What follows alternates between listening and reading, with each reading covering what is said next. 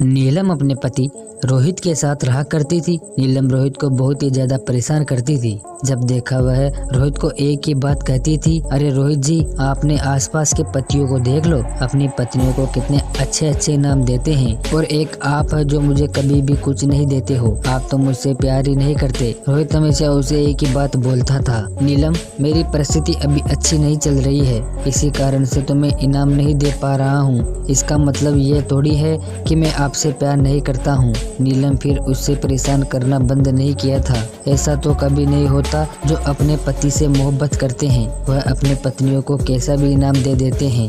मैंने सोने का हार कितने समय से बोल रखा है, लेकिन आप मुझे सोने का उपहार ही नहीं दे सकते। रोहित अपनी पत्नी से बहुत ज्यादा टेंशन ले चुका था। नीलम तुम मेरी परिस्थिति को समझो। पत्नी का सहारा होता है कि पति की परिस्थिति को समझे, और एक तुम हो जो हमेशा मुझसे एक ही बात की रट लगा कर बैठी हो। अब मैं इसमें क्या ही कर सकता हूँ, मेरी परिस्थिति ऐसी ही चल रही है, पूछो मत। नीलम रोहित की परेशानियाँ नहीं समझ रही थी। जब देखा वह उससे लड़ती रहती थी, इस कारण अब रोहित तंग आ चुका था। अब नीलम की वह ज़्यादा बात नहीं सुनता था और उससे बोलता था कि मेरा ऑफिस जाना ही ठीक है, क्योंकि घर पर मुझे सुकून से जीने नहीं देती। ऑफिस में चला जाता हूँ, वहाँ पर कुछ भी नहीं करूँ, लेकिन थोड़ा बहुत आराम तो मिलता है। यहाँ तो तुम्हारे बकवास होते ही सारा दिन निकल जाता है। यह कहकर रोहित वहाँ से अपने ऑफिस के लिए निकल जाता है। फिर भी नीलम को इस बात का पछतावा बिल्कुल भी नहीं था कि वह रोहित को कितना तंग करती है।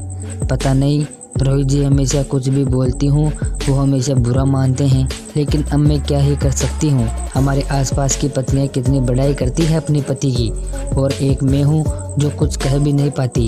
इधर बेचारा रोहित ऑफिस आता है तो ऑफिस के मैनेजर से पैसे उधार लेने की सोचता है। नीलम हमेशा मुझे तंग करती है, मुझे अब मैनेजर से ही पैसा उधार लेना पड़ेगा। और रात को वह घर के लिए लौट जाता है। जैसे रोहित खाने खाने बैठता है, फिर से नीलम की महाभारत शुरू हो जाती है। आपको मैं हमेशा खाना बनाकर खिला देती हूँ और आपका पूरा काम करती हूँ, और आप एक ही हो कि मेरी बात का विचार भी नहीं करते हो। बेचारा रोहित उससे तंग आ चुका था। अब वह करे तो भी क्या ही करे। कुछ समय निकलता है और एक समय की बात है जब रोहित ऑफिस से निकलता है। ऑफिस की एक औरत नीलम के पास आती है। वह नीलम की एक अच्छी सहेली भी थी। वह नीलम के पास आकर कहती है, अरे रोहित ने मैनेजर से पैसे उधार क्यों ले लिए, मुझे तो कुछ समझ ही नहीं आ रहा। तुम्हारे लिए उसने मैनेजर से 50 लाख का उधार लिया है और वह 7 साल में भी नहीं लौटा पाएगा। तुम्हें सोने का हार की इतनी क्या आवश्यकता थी। अरे तुम क्या कह रही हो, सच में रोहित जी ने पैसे उधार लिया है? मुझे तो विश्वास ही नहीं हो रहा। सच में ये तो बड़ी खुशी की बात है। चलो कुछ तो इनाम ला रहे हैं। अरे तुम्हारे इनाम के भरोसे उसे 7 साल तक तुम मैनेजर को भेंट कर रही हो। हमारा मैनेजर इतना खराब है तुम्हें पता भी नहीं है। उसकी परिस्थिति अच्छी नहीं चल रही है, तुम तो उसकी परिस्थिति को समझो।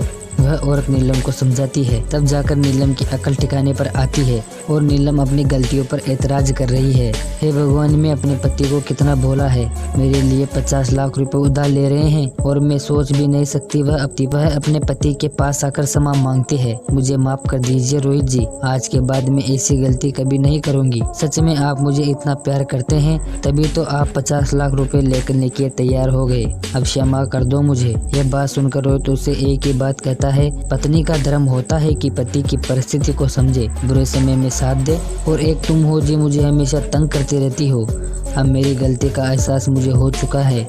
आज के बाद मैं ऐसी गलती कभी भी नहीं करूँगी जिससे आपको कहीं पर अपनी शर्मिंदा महसूस हो, जहां आपका दिल टूटे। नीलम, अगर ऐसा हो जाए तो फिर तो मेरा घर ही मेरा सब कुछ हो जाएगा। तब से नीलम रोहित को बिल्कुल भी तंग नहीं करती थी, क्योंकि उसकी अपनी आदत को ठीक कर लिया था। तो कैसी लगी आपको यह कहानी पसंद आए तो चैनल को सब्सक्राइब करना, वीडियो को लाइक करना, कमेंट करना। मिलते हैं नेक्स्ट वीडियो में किसी नए टॉपिक के साथ। तब तक के लिए जय हिंद, बाय बाय।